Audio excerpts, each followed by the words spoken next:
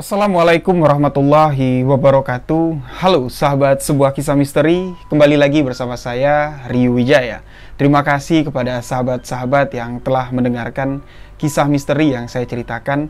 Terima kasih juga kepada sahabat-sahabat yang selalu memberikan dukungan, memberikan support agar channel ini dapat berkembang.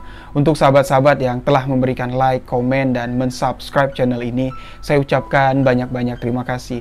Untuk sahabat-sahabat yang baru bergabung, baru mendengarkan kisah ini, sahabat-sahabat boleh mengklik tombol subscribe dan jangan lupa aktifkan notifikasi loncengnya agar tidak ketinggalan video-video sebuah kisah misteri selanjutnya. Di sebuah kisah misteri kali ini, saya akan menceritakan sebuah kisah pengalaman pribadi yang saya alami di tahun 2015 yang lalu. Kisah ini sebenarnya tidak terlalu panjang, namun cukup menarik untuk saya bagikan kepada sahabat-sahabat. Di mana pada saat itu, saya melakukan perjalanan dari Bali menuju ke Banyuwangi. Dan dari Banyuwangi kembali ke Bali itu saya sekitar tengah malam lah. Nah, dari perjalanan itulah ada sebuah kisah misteri yang cukup menarik untuk saya bagikan kepada sahabat-sahabat semua. Jadi bagaimana kisahnya? Simak hanya di sebuah kisah misteri.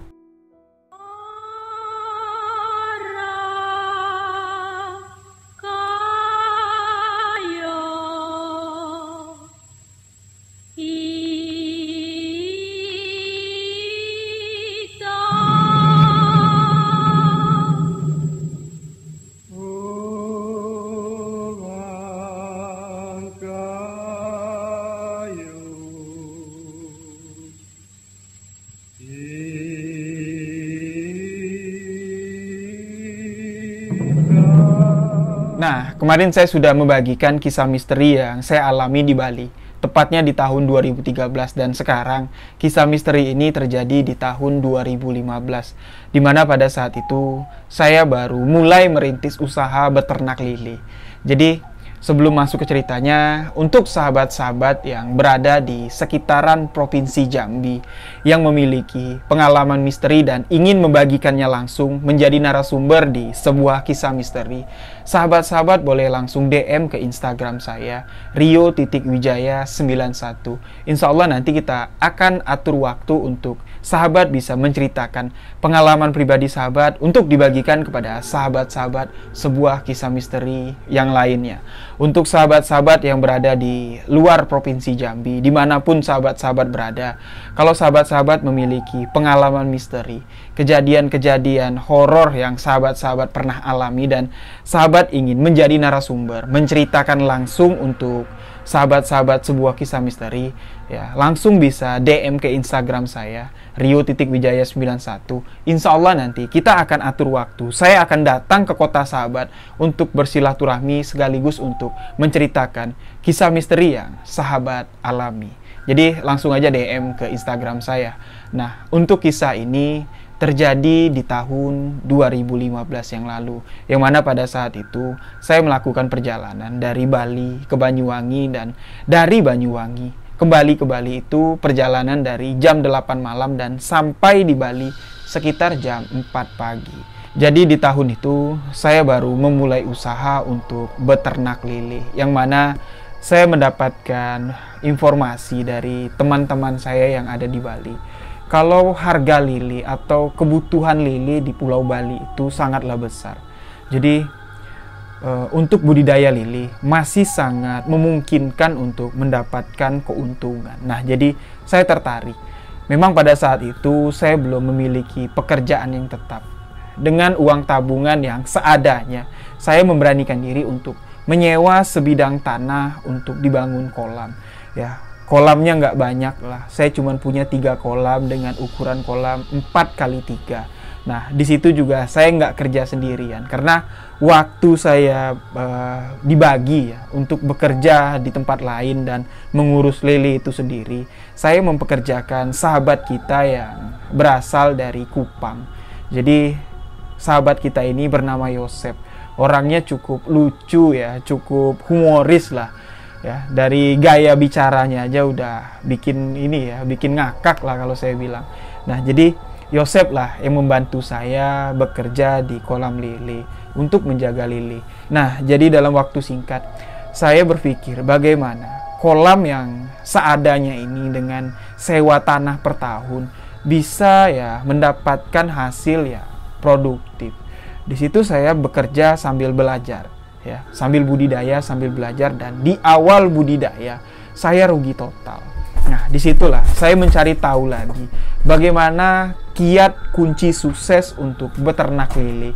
Saya mulai browsing di internet, saya mulai mencari blog dan mencari forum di Facebook pada saat itu, dan akhirnya saya bertemu dengan sebuah perkumpulan ya, atau sebuah peternakan lah lele di Banyuwangi, tepatnya di Desa Muncar, yaitu Raja Lele yang dimiliki oleh Pak Samsul. Nah, jadi singkat cerita, saya langsung kontak ke Pak Samsul. Saya langsung berdiskusi, menanyakan bagaimana tips dan trik untuk beternak lele, khususnya di Pulau Bali, dengan ya cuaca yang panas. Bagaimana lele bisa panen dalam waktu 3 bulan dan menghasilkan ya lele yang banyak ya. Jadi nggak banyak mati lah. Jadi di situ Pak Samsul menyuruh saya untuk langsung datang ke Banyuwangi untuk melakukan pelatihan. Nah, jadi Pak Samsul mengatakan kalau Mas Rio memang tertarik untuk membudidaya lele, kita nggak bisa bicarakan via telepon. Ya, saya tunggu di Banyuwangi, saya kasih alamatnya, Mas Rio bisa langsung temui saya. Kapanpun Mas Rio bisa datang, saya siap. Nah, jadi saya putuskan pada suatu hari untuk langsung berangkat ke Banyuwangi. Nah, kolam saya yang sudah diisi lele pada saat itu namun tidak banyak. Hampir setengah sudah mati karena ya ketidakpahaman tentang budidaya lele. Di situ Yosep sebenarnya mau ikut saya. Kakak, saya ikut ke Banyuwangi. Saya belum pernah ke Banyuwangi, dia bilang kan. Ya saya bilang begini, kalau Yosep ikut ke Banyuwangi, siapa yang jaga lele kita? Saya bilang. Oh iya ya. Ya udah, kakak saja yang berangkat ke Banyuwangi. Hati-hati ya, dia bilang. Nah, akhirnya saya menyewa sebuah mobil carry dengan dilengkapi drum untuk membawa bibit lele dari Banyuwangi untuk dibesarkan di Bali, di kolam saya. Saya berangkat jam 11 siang, berangkat menuju ke Banyuwangi. Ya, melalui jalan pertama kali. Ya, jalan yang saya lalui cuman bermodalkan Google Map. Saya sampai ke Muncar, Banyuwangi, ke tempat Pak Samsul, Raja Lele. Ya, saya sampai ke Banyuwangi itu sekitar jam 5 sore. Dan di situ beberapa kali tersesat saya. Mencari Muncar ya, simpang 3 yang masuk ke tempat Pak Samsul itu ya kurang lebih hampir 1 jam saya keliling-keliling dan akhirnya bertemu. Nah, jadi ketika sore itu saya sampai, Pak Samsul kaget melihat saya sendirian turun dari mobil. Ya, Pak Samsul langsung menanyakan, loh, kok Mas Rio sendirian? Nggak ngajak temen apa dari Bali? Ya enggak Pak, saya bilang. Ya saya sendirian, saya bilang. Ada teman yang mau ikut tadi, saya bilang kan. Teman yang jaga kolam di Bali, saya bilang. Ya nggak apa-apa kalau mau ikut, lebih bagus, dia bilang kan. Jadi bisa sama-sama paham nanti tentang perawatan lele, dia bilang. Namun di sini saya jelaskan. Ya kalau Yosep ikut, saya bilang kan, ya siapa yang jaga lele saya bilang. Oh iya juga ya. Tapi kok nggak ngajak teman yang lain, dia bilang. Nah, dari pertanyaan Pak Samsul, yang kebingungan melihat saya sendirian ya dari Bali ke Banyuwangi, ya saya berpikir, loh kok begini, saya bilang kan. Ya biasa aja lah kalau sendirian, saya bilang kan, nggak jauh juga, saya bilang. Nah, di sini Pak Samsul langsung menanyakan kepada saya, ya udah, berhubung Mas Rio udah sampai, ayo masuk, kita cerita-cerita. Mas Rio nginep aja di sini, besok habis subuh baru berangkat ke Bali. Ya, jadi ya saya ikut aja dulu masuk, dan di situ Pak Samsul langsung menjelaskan bagaimana sistem perawatan lele yang baik dan benar dengan kolam padat tebar, apalagi di Bali ya, dengan cuaca yang suhu cuaca yang cukup ekstrim. Pak Samsul memberikan beberapa tips dan trik, dan di situ saya mulai sedikit demi sedikit mempelajari apa yang dikatakan oleh Pak Samsul. Singkat cerita, sehabis maghrib saya langsung diajak oleh Pak Samsul melihat kolam yang ada di belakang rumahnya. Terdapat ya sekitar 50 kolam beton yang cukup bagus, sangat efisien, dan sama sekali airnya bersih dan tidak bau. Di situ Pak Samsul memberi saya 100.000 bibit lele, yang mana saya ya beli dengan harga cukup murah pada saat itu. Nah, jadi Pak Samsul mengatakan, ini bibit lele buat sampean. Yo, sampean di sini malam ini istirahat aja dulu. Kita ngobrol-ngobrol lagi. Besok subuh-subuh sampean baru pulang. Nah, saya bilang ke Pak Samsul, bukannya nggak mau Pak. Saya bilang, saya mobil sewa loh. Besok siang harus sudah dikembalikan. Kalau saya berangkat pagi, ya minimal ya sore baru saya sampai ke Bali dengan muatan sebanyak ini. Pak Samsul bilang, ya nggak apa-apa lah Mas. Telepon aja yang punya mobil, nanti bayar aja setengah. Sampean nginep aja sini. Ya nggak baik sendirian pulang malam-malam. Memang nggak jauh, tapi sampean nggak tahu jalan yang bakal sampean lewatin tuh nggak tahu. Ya, jadi di sini ya saya bingung sebenarnya ada apa sih, saya bilang. Pak Samsul bilang, yo wes, kalau memang Mas Rio ngotot malam ini mau pulang ke Bali, nih bawa anak buah saya satu. Besok Mas Rio naikin travel, biar dia pulang naik travel sampai ke sini, saya yang kasih ongkos. Jangan Mas Rio bayarin. Yang penting kalau mau pulang malam-malam dari sini, bawa orang, jangan sendirian, buat nemenin nyetir. Karena perjalanan dari sini, dari tempat saya sampai ke Tabanan, ya kolam Mas Rio itu, ya kurang lebih kalau masuknya tuh sekitar setengah 4, jam 4 pagi lah. Jadi memang sepanjang malam ini Mas Rio harus melewati jalan yang Mas Rio tuh sama sekali nggak tahu. Sampean nggak tahu Mas. Nah, jadi di sini saya bingung ya. Yo, apa sih Pak sebenarnya yang anehnya, saya bilang. Jalan yang nggak saya tahu tuh apa. Nah, jadi yang tadinya kami ingin memuat bibit lele ini ke dalam tong yang ada di mobil saya. Ya, jadi Pak Samsul bilang, yowes nantilah kita cerita dulu, nantilah muatnya. Ya, jadi kami masuk lagi ke dalam kantor Pak Samsul. Di situ Pak Samsul mulai menceritakan beberapa kisah misteri. Jadi Pak Samsul mengatakan, di Muncar ini Mas, ya, terdapat beberapa titik sebelum sampai ke pelabuhan Ketapang. Ya, terdapat beberapa titik yang cukup rawan dan angker. Sampean tuh orang baru di sini, sedangkan orang lama aja di sini Mas. Jarang loh mau sendirian bawa mobil tuh nyebrang tuh jarang sekali. Yo, karena Banyuwangi ini banyak sekali mitosnya, banyak sekali kisah misterinya. Saya sebenarnya nggak mau menceritakan kepada Mas Rio. Takutnya Mas Rio nanti takut, malah berpikir yang enggak. Nah, di sini saya mencoba untuk memahami sebenarnya apa yang ingin disampaikan Pak Samsul kepada saya, dan saya mengatakan, kalau untuk urusan jalan malam Pak, bukan saya sombong. Sebelum saya di Bali, ya, saya di Jambi itu juga jarang di rumah kalau malam. Yo, lumayan sepi, lebih sepi dari lintas Gilimanuk ke Bali Pak. Saya bilang dari Banyuwangi ke Bali itu lebih sepi di tempat saya, masih banyak hutan rimba, saya bilang. Tapi ya alhamdulillah ya saya nggak takut, saya bilang ya. Tapi di sini Pak Samsul bilang, yo beda Mas, itu alamnya sampean lahir di sana. Ini loh Banyuwangi ini ada mitos ya. Sebenarnya di penyeberangan itu dulu pada zaman dulu kisahnya, dia bilang ya, Bali dan Banyuwangi ini menyatu. Nah, jadi dulu mitosnya Mas, kata orang Banyuwangi ini dengan Bali itu menyatu. Tapi pada zaman dahulu kala, ya zaman kuno lah, dia bilang, ada seorang petapa ya, yang diganggu dan marah. Akhirnya dengan kemarahannya itu, Pulau Bali dan Pulau Banyuwangi ini, ya, dataran Banyuwangi ini terpisah. Dan konon katanya di Bali, tepatnya di Jembrane, tidak jauh dari Gilimanuk itu, ada terdapat sebuah hutan lindung. Nah, hutan lindung itulah hutan yang cukup angker. Dan di situ, di kilometer 122, seringkali terjadi kecelakaan. Ada yang melihat sosok naga tanpa kepala dan tanpa ekor. Ada juga sering sosok wanita yang mengikuti mobil yang kosong, ya, atau menumpang mobil yang kosong. Jadi beberapa kali kecelakaan itu terjadi. Sopirnya sendirian mengendarai mobil dan ada sosok wanita tiba-tiba naik ke dalam mobil, ya, dengan wajah yang cukup menyeramkan. Nah, jadi Pak Samsul tuh takut karena kalau Mas Rio berangkat dari tempat saya, Ba'da Isa Mas Rio berangkat. Mas Rio melintasi kilometer 122, masuk ke kawasan hutan lindung yang ada di Jembrane itu. Ya paling enggak itu sekitar jam 12 malam, Mas. Itu adalah waktunya. jurik atau demit yang ada di sana tuh keluyuran. Saya takut nanti Mas Rio kenapa-napa.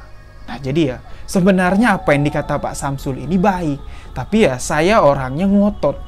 Ya, pada saat itu bismillah aja lah Pak, nah, kan. Pokoknya saya punya keyakinan di dalam hati. Kalau bukan ajal saya nggak bakal mati. Saya bilang ya udahlah. Kalau Mas Rio punya pendirian, punya keyakinan pribadi sendiri, yang penting saya sudah ngingatin. Tapi ingat, jangan lupa telepon saya. Kalau perlu nanti di jalan teleponan saya. Sampai Bali saya temenin ngobrol. Jadi singkat cerita memang pada malam itu kami pun muat bibit ikan yang disiapkan oleh Pak Samsul. 100.000 bibit lele masuk ke dalam mobil. Ya, jadi ada sekitar 6 drum ya, 3 di kiri, 3 di kanan, yang memang mobil itu cukup penuh dengan muatan sebanyak itu. Ya. Lari 100 itu udah nggak stabil lagi. Jadi Pak Samsul bilang, sampean jangan ngebut-ngebut. Kalau sampean lewat dari 80 km per jam, ikan yang ada di belakang tuh bakal tumpah semua. Jadi Pak Samsul mengatakan, kalau ada pom bensin, sampean berhenti. Ya, tambah air, terus tambah lagi ada fermentasi ya, yang disiapkan oleh Pak Samsul biar bibit ikan itu nggak mati. Jadi fermentasi itu saya siapkan di belakang. Semua ikan galonnya atau drumnya saya tutup rapat, dan Mbak Daisa tepatnya ya jam 8 lah habis makan malam saya pamit pulang dengan Pak Samsul. Lagi-lagi Pak Samsul mengatakan kepada saya, ingat Mas, sebelum nyebrang dari Banyuwangi, sampean harus permisi dulu. Nah, sesampainya di Gilimanuk, sampean gak usah takut lagi. Ya, sampean abaikan apa yang saya ceritakan. Anggap saja nggak ada apa-apa, santai aja. Ya, tapi jalannya memang sepi. Sampean nggak boleh ngebut. Kalau ngantuk, berhenti, tidur. Nah, jadi dengan apa yang dipesankan oleh Pak Samsul, saya pun berpamitan. Jam 8 malam, saya memulai perjalanan dari Muncar menuju ke Ketapang untuk menyeberang ke Gilimanuk. Jadi ya, dengan kondisi mobil carry yang cukup tua, radio aja nggak ada. Handphone yang saya gunakan itu baterainya sudah setengah ya. Jadi cuman untuk petunjuk Google Map aja. Jadi nggak bisa dengar musik lagi ya. Dengan keadaannya sunyi. Benar apa yang dikatakan oleh Pak Samsul. Keluar dari Muncar, padahal masih jam 8. Suasana ya cukup sepi. Ya, membuat saya ya agak sedikit merinding. Apalagi melewati ya belantaran hutan lindung yang ada di Banyuwangi menuju ke Ketapang, dan akhirnya saya sampai ke pelabuhan Ketapang, menyeberang menaiki kapal feri menuju ke Bali. Saya ingat apa yang dikatakan Pak Samsul. Sebelum mobil masuk ke kapal, di dalam hati saya mengatakan, permisi. Kakek nenek moyang yang ada di Banyuwangi, anak cucu permisi untuk menyeberang pulang ke Pulau Bali. Kalau ada salah-salah kata, anak cucu selama di Banyuwangi minta dimaafkan. Jadi sebelum saya masuk mobil masuk ke dalam kapal ya, saya ucapkan itu. Saya ingat kata Pak Samsul, dan akhirnya feri pun berjalan ya. Kurang lebih sekitar 30 menit lah. Nggak terlalu jauh nyeberang, saya langsung sandar di Bali. Kembali menginjakan kaki di Pulau Dewata. Nah, jadi gini. Ya, sekitar jam 9 apa jam setengah 10 lah itu saya sandar tuh, karena sebelumnya kan ngantri feri untuk nyebrang tuh, jadi sekitar ya setengah 10 lah. Jadi mobil pribadi pisah dengan mobil yang bawa muatan ya. Mobil pribadi tuh lewat aja, tapi mobil yang bawa muatan tuh harus melalui pemeriksaan. Nah, di sini mobil yang bawa muatan seperti ya bawa ikan seperti saya, mobil bawa sayuran tuh harus ngasih duit ya, 10.000 atau 5.000 terserahlah buat yang jaga pintu. Nah, anehnya di sini ya, saya sendirian nyetir, di sebelah saya nggak ada orang, kaca saya buka kiri kanan, dan ketika masuk ke pos penjagaan ditanya bawa apa, bawa lele, saya bilang ya. Orang yang meminta karcis kepada saya itu melihat ke arah dalam, arah bangku penumpang sopir, itu langsung buang muka, udah lewat dia bilang ya, seperti ketakutan. Loh, saya kok aneh, uang yang tadinya saya mau kasih itu nggak jadi, nggak diambil sama dia. Loh, saya lihat ke kiri kan, ke bangku penumpang, loh nggak ada apa-apa, saya bilang. Yo, makasih, saya bilang. Saya langsung jalan, ya, langsung jalan naik ke atas, masuk ke kawasan hutan lindung. Jadi sebelum masuk ke jalan menuju ke Tabanan, masuk jalur pegunungan menuju ke Denpasar ya, tepatnya di Tabanan lah sebelum ke Denpasar. Jadi mobil yang bawa ikan, bawa ayam segala macam tuh harus melewati pos karantina. Ya, sekitar jam 10 malam saya berhenti masuk ke pos karantina. Jadi karena susah ya bawa mobil carry dengan muatan air di belakang, ya daripada muter-muter saya putuskan mobil carry itu saya parkir di pinggir jalan berseberangan dengan pos karantina. Jadi 2 jalur tuh saya nyebrang jalan kaki langsung masuk ke pos karantina, bawa surat rekomendasi dari Pak Samsul bahwa lele yang saya bawa ini dari Banyuwangi, dari Pak Samsul, karena jalur Raja Lele khususnya untuk bibit ikan masuk ke Bali itu sudah ada legalitasnya. Jadi saya cuma bayar 25.000 ya untuk uang kopi lah istilahnya, untuk dia ngeprint surat. Nah, di sini mbak-mbak yang menjaga pos karantina itu dia menatap ke arah mobil yang ada di seberang, mobil carry yang saya parkirkan di seberang, dan bertanya kepada saya, "Beli, berdua aja berangkat sama istrinya?" Nah, di situ saya bingung dan ya saya nggak mau panjang lebar lah ya, karena saya memang ngejar waktu biar cepat sampai. Saya cuma iyain. "Iya mbak," saya bilang, "sama istri," saya bilang. Lalu surat karantina pun dikasih, saya langsung menuju ke mobil dan jalan. Nah, ketika saya jalan, di situ saya berpikir, masuk ke pelabuhan ya untuk dicek tadi di portal, orang yang mengecek yang saya ingin kasih duit ya tiba-tiba melihat ke arah bangku penumpang, dia ketakutan, nyuruh saya langsung jalan. "Udah jalan-jalan," dia bilang. Ketika di pos karantina, jelas-jelas saya sendirian di dalam mobil, nggak ada orang apalagi perempuan.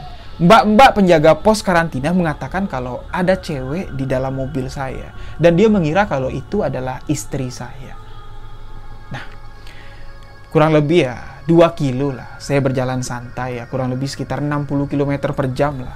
Di situ saya terus berpikir, dan akhirnya di jam 11 malam, hampir jam 12 malam, saya masuk ke Jembrana. Di situ ya jalur yang cukup lurus, kiri kanan itu ya hutan yang lumayan lebat. Masih banyak terdengar suara kera tengah malam itu, dan sesekali anjing liar melintas. Di jam 11 malam itu, khususnya di jalur di Jembrana itu agak sedikit kabut karena jalan cukup lurus. Jadi harus membutuhkan konsentrasi yang amat tinggi. Nah, di sini beberapa kali saya mengalami hal-hal misteri yang memang di luar akal sehat dan di luar nalar. Yang pertama, sosok wanita yang ada di samping saya ini menampakkan wujud. Ketika saya melihat lampu mobil yang di belakang memberikan lampu dim ya, memberikan kode kalau dia mau nyalip. Jelas kalau lampu dim itu memantul ke spion bagian atas, spion bagian samping, dan spion bagian kanan. Ketika lampu itu mantul, di spion saya jelas sekali ada seorang wanita yang sedang duduk memangku tangan, menghadap lurus ke depan dengan menggunakan baju putih ya, rambut yang diikat ke atas seperti menggunakan ya pakai sanggul. Wanita itu menatap ke depan, dan ketika saya melihat ke samping, sosok itu sama sekali tidak ada. Nah, jadi di situ saya ingat, oh mungkin ini yang dikatakan oleh penjaga loket dan penjaga yang ada di pelabuhan. Sosok inilah yang mereka lihat. Di situ saya mulai mengolah batin saya. Saya mulai membacakan Al-Fatihah dan surat An-Nas ya, yang tidak pernah saya lupakan ketika hati yang gak karuan ya, selalu saya bacakan, dan di situ saya mengolah batin saya. Kembali saya ingat dengan leluhur saya. Saya meminta pertolongan kepada Allah. Ya Allah ya Robbi, kalau memang malam ini ada sosok gaib yang mengikuti saya, kalau memang dia baik ya, saya minta jangan ganggu saya. Tapi kalau memang dia jahat, tolong jauhkan dari saya.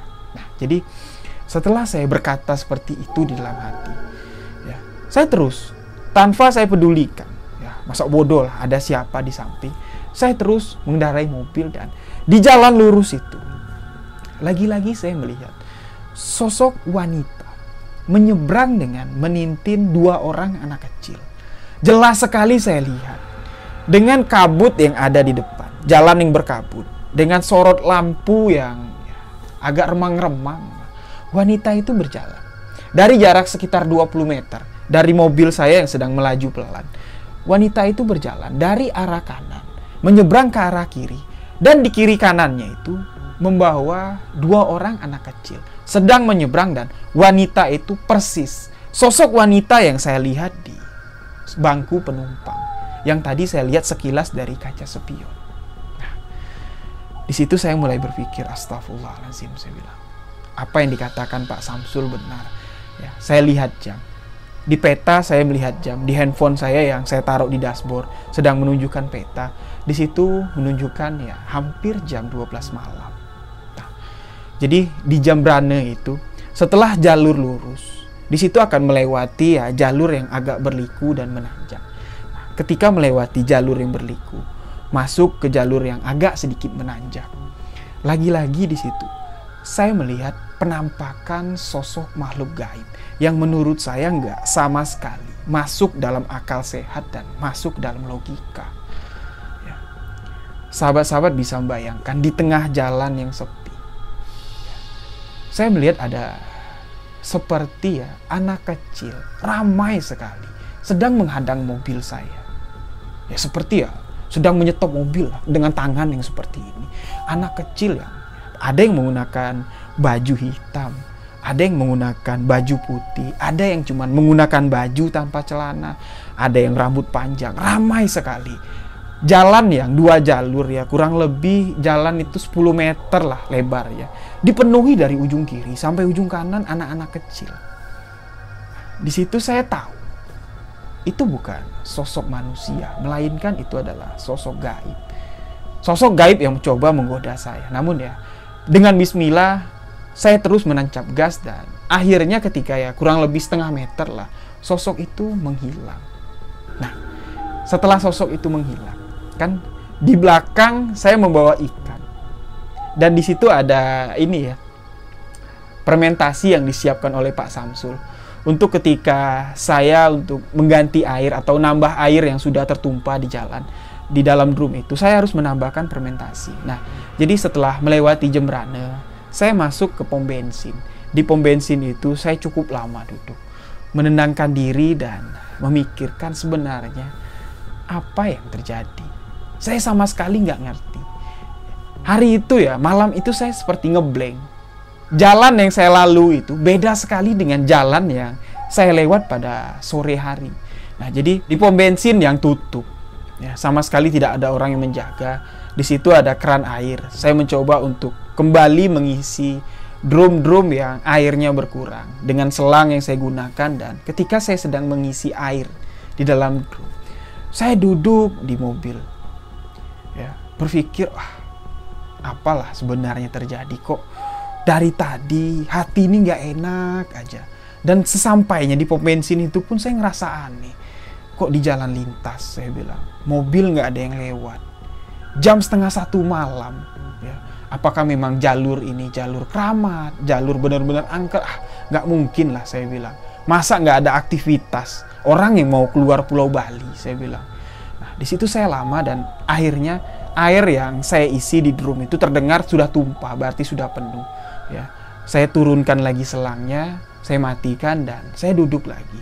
Duduk di dekat keran di samping mobil. Saya duduk ngelamun, ya, melihat tong-tong yang ada di dalam mobil. Nah, di situ saya melihat, ya, di dalam mobil saya dipenuhi oleh anak-anak kecil dan seorang wanita. Jadi di bagian penumpang dan di bagian sopir itu sudah terlihat penuh oleh sosok anak kecil yang tadi memberhentikan saya di tengah jalan. Dan di sini sosok wanita itu menoleh ke arah saya. Yang tadinya dia menatap ke arah depan, ke kaca depan. Yang saya ada duduk di sebelah kiri, di samping mobil. Dia menoleh saya dengan tatapan yang kosong. Dan disitulah saya baru dapat melihat jelas wajah sebenarnya dari wanita itu. Ya, cukup cantik. Dan di sini, ya, dengan penglihatan yang saya lihat, kalau itu bukan sosok hantu, bukan dari arwah yang gentayangan, melainkan kalau bahasa Jambi bilang itu adalah peri atau dewa. ya, dewo kalau orang Jambi bilang. Ya, saya menganggap ya udahlah, kalau memang Nyai mau ikut saya bilang, mau menumpang mobil ini, jangan ganggu saya bilang. Dengan bismillah saya kembali masuk ke dalam mobil dengan perasaan yang udah nggak enak, dan aura di dalam mobil itu pun sudah sangat berbeda.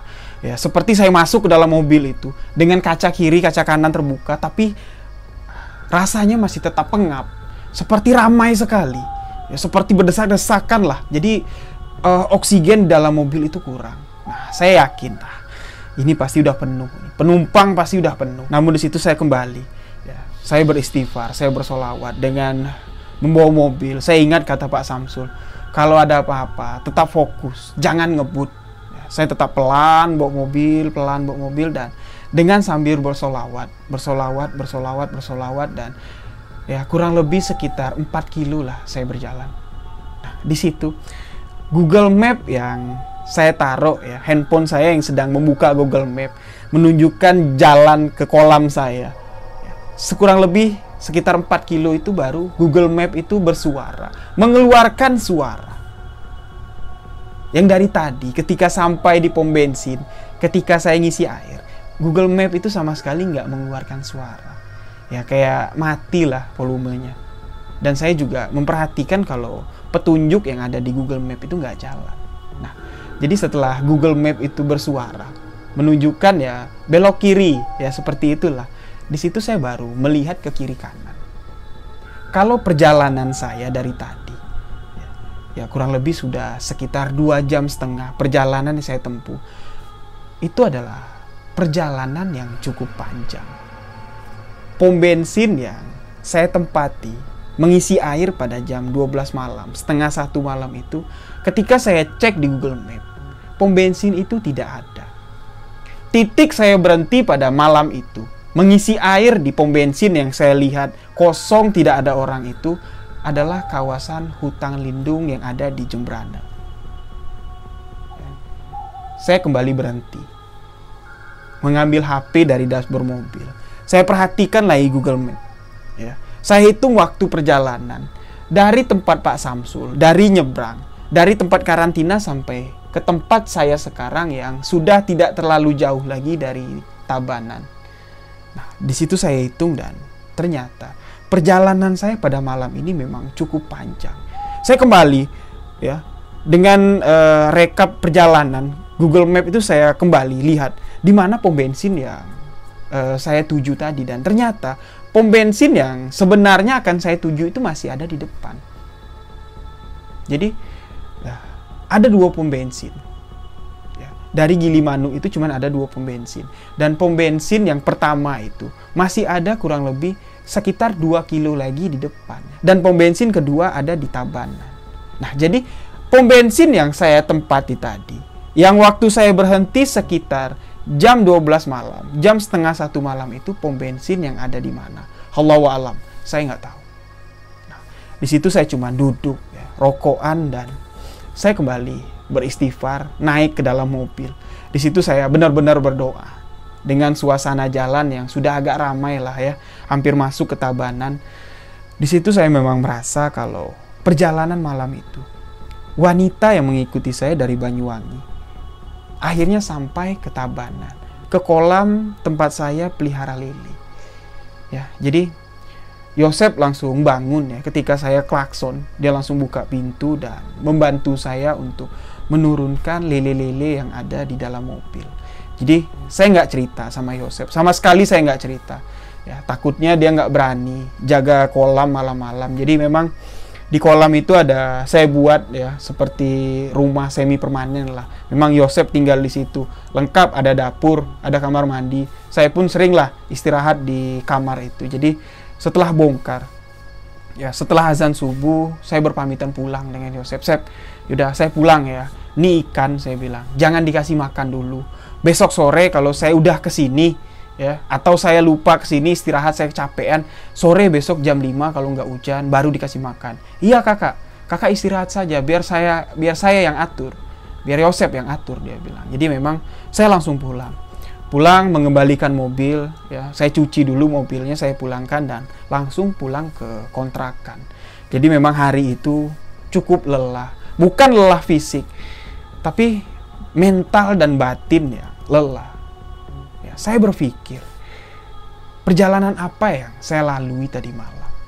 Ya, perjalanan yang cukup panjang, ditemani dengan sosok wanita dengan membawa banyak sekali anak kecil. Dan yang jadi pertanyaan saya, pom bensin mana yang saya tempati pada malam itu? Jadi saya bangun sekitar jam 2. Saya mandi, makan, dan kembali menuju ke kolam. Ya, jadi sore hari sekitar jam 5 saya cek ikan yang saya bawa, alhamdulillah sehat semua. Saya kabari Pak Samsul, namun saya tidak ceritakan kejadian apa yang saya alami. Saya cuma mengabari, alhamdulillah Pak, ikan sampai hidup semua, hanya beberapa yang mati, saya bilangkan. Dan Pak Samsul bilang, yo wes, kalau Mas sudah sampai saya sudah lega. Besok telepon lagi, kabarin gimana perkembangan ikan yang saya kasih. Nah, jadi malam itu ya biasanya saya nongkrong di kolam sampai jam 12 sampai jam 1. Ya, jadi setelah ngasih makan ikan, saya bilang, Yosep, saya pulang ya. Saya bilang, malam ini saya nggak kesini, saya udah begadang semalaman, saya capek. Iya kakak, tidak apa-apa, yang penting kakak istirahat. Dong besok jangan lupa datang ya, Yosep nggak ada teman di sini, dia bilang. Jadi saya pulang, malam itu saya pulang dan di jam 3 pagi, Yosep sibuk nelpon saya. Mungkin ya, saya ketiduran ya. Panggilan tak terjawab itu ada sekitar 20 kali. Saya baru bangun jam 3 pagi. Ngecek HP, oh ada apa nih, saya bilang. Saya takut kalau ada apa-apa sama Yosep. Memang tanah yang saya sewa itu sekitarannya masih sawah. Hanya ada beberapa rumah warga. Saya takut kalau ada ular yang masuk ke sana, Yosep ada kenapa-kenapa. Jadi saya langsung telepon. Yosep langsung teriak, "Dong kakak, tolong saya, kakak kesini. Saya sudah tidak di kolam lagi kakak. Saya takut, ada hantu kakak, banyak sekali." Nah, saya bingung. Loh, ada hantu banyak sekali, jam 3 pagi saya bilang. Nah, saya matikan telepon. Saya langsung nyamperin Yosep yang sudah ada di perempatan jalan. Sudah lumayan jauh dari kolam kami. Dia duduk di bawah lampu sambil celingak-celinguk nunggu saya datang. Di situ dia langsung ngejar saya, melihat motor saya itu dia langsung kejar. "Kakak, aku ikut pulang ke tempat kakak. Aku nggak mau tinggal di sini kakak." "Ada apa?" saya bilang. "Itu di kolam banyak sekali hantu kakak." "Ih, kecil-kecil kakak." "Ih," dia bilang gitu. Jadi, udahlah saya bilang, "Duduk dulu di sini," saya bilang. "Cerita ada apa?" saya bilang. Jadi dia bilang, jam 12 malam dia sedang ngecek keadaan sekitar kolam dengan senter, dan dia melihat kolam yang baru diisi ikan. 2 kolam yang baru diisi ikan. Ya, dia mendengar seperti percikan air, seperti ada yang sedang main-main di dalam air itu, karena untuk bibit ikan yang baru dibawa, baru diisi itu airnya nggak boleh banyak. Ya, paling banyak tuh sekitar 20 cm. Nah, di hari ketiga baru sedikit demi sedikit ditambah, biar ikannya nggak stres. Jadi, di kolam yang airnya 20 cm itu seperti ada yang berjalan, Yosep bilang. Terdengar seperti ada yang berjalan, tepuk, ramai sekali. Dia penasaran, dia deketin kolam, dia senter. Di situ dia bilang, banyak sekali kak, anak kecil yang bermain di dalam kolam itu. Wih, dia bilang, ada yang dong rambutnya panjang, ada yang matanya besar, ada yang tangannya besar, badannya kecil kakak. Dia bilang, banyak sekali. Dan di atas pagar, dia bilang, di atas tembok rumah warga, dong di situ ada seorang wanita duduk dengan kaki yang panjang. Nah, dia bilang, wanita itu nggak besar, tapi dia duduk di atas tembok itu, kakinya tuh sampai ke tanah. Tembok yang tingginya kurang lebih 3 meter itu kakak, sampai kakinya ke tanah. Saya di situ melihat wanita itu ya, menatap saya kabur. Itu sekarang gerbang kolam itu, pintu kolam nggak ditutup kakak, dia bilang. Nah, jadi tutuplah, saya bilang. Ayo kita tutup. Ah, kakak saja, saya nggak berani. Udahlah, saya ambil senter Yosep, ya, saya parkirkan motor, ya, nekat lah saya karena memang takut ya. Nanti kalau ada orang masuk, ya, kalau kami tinggalkan kolam dengan keadaan pintu terbuka, stok pakan ikan saya cukup banyak di gudang. Jadi saya nekat juga. Masa sih sosok wanita dengan anak-anak kecil itu ikut sampai ke dalam kolam? Saya pengen lihat, saya bilang. Jadi pelan-pelan saya jalan. Saya cek di setiap sudut kolam, tapi alhamdulillah sosok itu tidak ada. Nah, tapi saya merasakan kalau aura yang dikatakan Yosep, anak-anak kecil yang ada di sana itu memang ada. Sosok wanita yang duduk di pagar itu memang ada, tapi dia tidak mau menampakkan wujudnya kepada saya. Nah, saya coba lagi, olah batin saya. Saya meminta kepada Allah, ya Allah, ya Rabbi, kalau memang sosok itu datang ke sini untuk menjaga kolam ini, saya minta janganlah sosok itu menampakkan dirinya lagi kepada kami, kepada Yosef. Jangan mengganggu aktivitas ada di kolam ini. Jadi memang sosok itu sebenarnya ada, namun tidak terlihat oleh saya. Jadi saya tutuplah semua pintu gudang, pintu kamar, dan pintu depan. Pagar depan saya kunci. Akhirnya Yosef kembali tidur, saya bawa ke kontrakan saya. Nah, jadi keesokan harinya pagi-pagi sekali kami sudah ke sana mengecek ikan. Namun alhamdulillah ya, tidak ada apa-apa, kolam pun masih steril, tidak ada terlihat yang aneh-aneh lah. Ya, namun Yosef mengatakan kalau dia memang melihat sosok itu dengan jelas. Nah, di sini kurang lebih Yosef ikut saya pulang ke kontrakan itu sekitar 7 hari. Hampir seminggu lah. Tiap malam Yosef ikut, tiap malam Yosef itu. Setiap saya pulang, Yosef ikut. Namun di sini ya, Yosef kembali yakin lah setelah saya beri penjelasan, ya udahlah Sep, walaupun ada sosok itu saya jamin itu nggak bakal ganggu. Asal kamu nggak sembarangan, kamu kencing sembarangan nggak di kolam. Jangan-jangan kamu kencing sembarangan di kolam, dia marah. Weh, enggak lah kakak, aku biar gini-gini, aku kencing di kamar mandi kakak, dia bilang. Takut aku kencing di kolam nanti dipatok ular, dia bilang. Jadi ya memang Yosef ini walaupun orangnya gimana ya, dia orangnya rajin, dia orangnya bersih. Ya, jadi dia nggak mau lah macam-macam, dan alhamdulillah di hari ke-8 saya pun ikut menginap di sana. Ya, alhamdulillah sosok itu tidak pernah lagi menampakkan diri, hanya sekali. Setelah ikan-ikan yang saya bawa dari Banyuwangi panen, ya, sosok wanita itu kembali muncul. Dan Yosef melihat, ya, saya juga melihat. Wanita itu duduk di tembok yang Yosef bilang. Duduk dengan menyuntaikan kakinya yang panjang, ya, menyentuh ke tanah. Ya, kurang lebih panjang kakinya itu sekitar 3,5 meter. Nah, jadi demikianlah kisah pengalaman saya dari Banyuwangi menuju Bali pada tengah malam, yang mana sebenarnya saya sudah diperingatkan oleh Pak Samsul. Nah, jadi kisah ini memang terjadi di tahun 2015 yang lalu. Jadi gini, saya beranggapan kalau sosok itu nggak ganggu, tapi ya nggak tahu kenapa pada malam itu sosok wanita dengan anak-anak kecil itu sempat mempermainkan saya, sempat menyesatkan saya di jalan yang salah, ya, membuat halusinasi atau membuat dimensi baru, mengajak saya masuk ke dimensi lain. Jadi terlihatlah seperti ada pom bensin, namun di situ adalah hutan belantara, hutan lindung yang ada di Jembrana. Jadi alhamdulillah Allah masih memberikan saya perlindungan, dijauhkan dari godaan setan, gangguan setan, dan sosok itu, sosok wanita yang saya lihat, menurut saya, menurut batin saya, kalau sosok itu bukan hantu, bukan arwah gentayangan, melainkan kalau orang bilang itu adalah sosok peri atau sosok dewa. Tapi Allahu a'lam, ya, sebenarnya hanya Allah lah yang tahu apa yang sebenar-benarnya terjadi. Jadi demikianlah sebuah kisah misteri kali ini. Semoga sahabat-sahabat terhibur dengan kisah ini dan dapat mengambil pelajaran dan hikmah dari kisah yang saya sampaikan. Insya Allah besok saya akan kembali menceritakan kisah-kisah misteri untuk sahabat-sahabat semua. Terima kasih untuk sahabat-sahabat yang senantiasa mendengarkan kisah-kisah misteri yang saya ceritakan. Mohon maaf jika ada salah-salah kata dalam penyampaian kisah misteri yang saya ceritakan. Ingat, gaib, alam mistis tidak bisa diukur dengan akal sehat, apalagi dengan logika. Lebih baik menceritakan sebuah kisah misteri daripada menyembunyikan fakta di balik realita. Saya Riwijaya mengucapkan wabillahi taufiq walhidayah. Wassalamualaikum warahmatullahi wabarakatuh. Salam sebuah kisah misteri.